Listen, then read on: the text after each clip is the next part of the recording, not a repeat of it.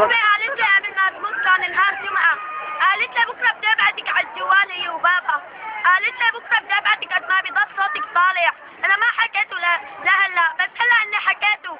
الله لا يوفقك ان شاء الله بكره بتيتم اولادك يا بشار الاسد. انا ماني خايفه كانك صرصور بتجي، ما بدي اقول لك كانك زلمه، بدي اقول لك كانك شقفة صرصور.